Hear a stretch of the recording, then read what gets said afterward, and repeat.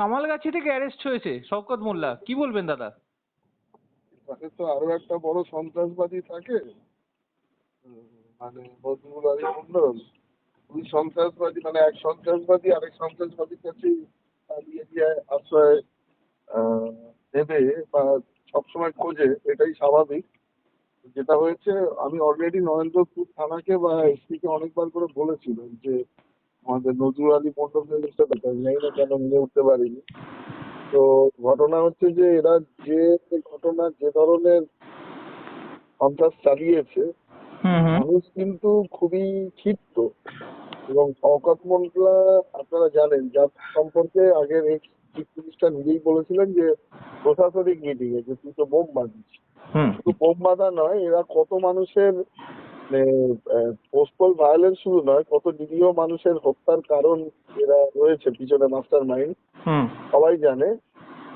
এবং এদের জন্য কত পরিবার শেষ হয়ে গেছে এবং কত জায়গায় রায়ট হয়েছে। এবং এরা সব থেকে বড় কথা, দেশ বিরোধী কাজ দিনের পর দিন ধরে করে গেছে।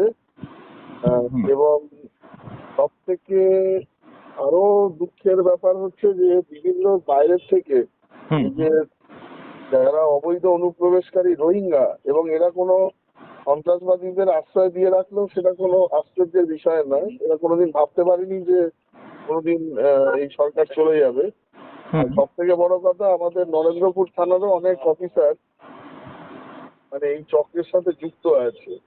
আমি বহুবার বলা সত্ত্বেও ইলেকশনের আগেও আমি অনেক রকম কমপ্লেন দিয়েছিলাম এবং তারপরেও বলেছি আমি জানি না এদের কেন অ্যারেস্ট করা হয়নি। তো এরপরে যেটা করতে হবে, আমি অ্যাজ বিধায়ক এদের প্রত্যেককে যাবো মানুষকে সঙ্গে নিয়ে, এদের আমরা ছাড়বো না। যদি পুলিশ না করতে পারে আমরা সেই কাজটা করে দেবো। এবং নরেন্দ্রপুর থানাকে আমরা বাধ্য করবো, বা এসপি কেও বলেছি, যদি না করতে পারে আমরা কিন্তু হায়ার অথরিটির কাছে, আমরা চিফ মিনিস্টারকেও কমপ্লেন জানাবো, জানাতে বাধ্য হবো, ডিজিকেও জানাবো। আমি সামনের সপ্তাহে অ্যাপয়েন্টমেন্ট চেয়েছি। হুম। তো মানে এখানে এসে অ্যারেস্ট হচ্ছে আর আমাদের নরেন্দ্রপুর থানা জানে না, এটা অত্যন্ত দুঃখের মানে এটা ব্যাপার। কতটা একটা ভয়ানক ঘটনা যে এনআইএ, মানে একজন রাজনৈতিক ব্যক্তিত্ব তিনি এনআইএর হাতে অ্যারেস্ট হচ্ছে। কোথায় করবে? থানায় করতে হবে। আমি একটা কথাই বারবার করে বলছি যে আহ, রাজনৈতিক এসব করাই রাজনৈতিক ব্যক্তিত্ব এনআইএর হাতে অ্যারেস্ট হবে, সেটা খুবই স্বাভাবিক। এরা তো রাজনীতির সাথে সন্ত্রাসটা এদের একটা বড় একটা বিষয়বস্তু ছিল। এনআইএ কি দিয়ে তদন্ত করে? দেশ বিরোধী কাজের যে সমস্ত কার্যকলাপ সেটা নিয়ে তদন্ত একদমই করে। তো, আমার প্রশ্নটা আপনার কাছে সেটাই ছিল যে দেশ বিরোধিতা, অর্থাৎ হুম, দেশের একজন রাজনৈতিকবিদ সে এনআইএর হাতে ধরা পড়ছে, মানে পশ্চিমবঙ্গের একজন রাজনৈতিক। পশ্চিমবঙ্গে স্বয়ং মমতা ব্যানার্জি এর সাথে জড়িত আছেন। তো এদের দিয়ে উনি দীর্ঘদিন ধরে এসব কাজ করেছেন। মোতাবাড়ির ঘটনায় কে জড়িত আছে একদম সরাসরি ভাবে? এই প্রত্যেকটা জিনিসের শীর্ষ মাথা, তার নাম হচ্ছে মমতা ব্যানার্জি, এ নিয়ে কোনো সংশয় নেই। এই আপনি শওকত বলুন, নজরুল বলুন, জাহাঙ্গীর বলুন, শাহজাহান বলুন, এরা হচ্ছে তারই নিয়োগ করা এজেন্ট, এই বিষয়ে কোনো সন্দেহ নেই। আমাদের যে সমস্ত পুলিশ অফিসার এদেরকে দীর্ঘদিন ধরে আশ্রয় প্রশ্রয় দিয়ে গেছেন এবং এখনো দিয়ে যাচ্ছেন, আমি আবার বলছি, মানে আমি বেঁচে থাকতে এদের কপালে এদের আমি ছেড়ে দেবো না, কিন্তু এদের কপালে খুব দুঃখ আছে। যেমন রাজীব কুমারের সম্পর্কেও বলেছি হুম আমি, আমাদের সুকেশ জৈন যারা ইলেকশনের আগে বা এসটিএফ এর যে অফিসার, আমি হুম হুম। কোট আনকোট তাদের নামে যাদের কথা বলেছিলাম তাদের এগেনস্টে কমপ্লেনে জমা দিয়েছি। আমি জানি না কেন অ্যাকশন হয়নি। আমি কিন্তু শেষ দেখে ছাড়বো, আমি এদের ছাড়বো না। এবং আবার বলছি, নরেন্দ্রপুর থানায় বেশ কিছু দুষ্ট চক্র আছে যারা এখনো এই কাজ করে যাচ্ছে। নজরুল আলী মন্ডলের হাতের মানে থেকে তামাক খেয়ে যাচ্ছে এবং টাকা পয়সার বিনিময়ে কাজ করে যাচ্ছে।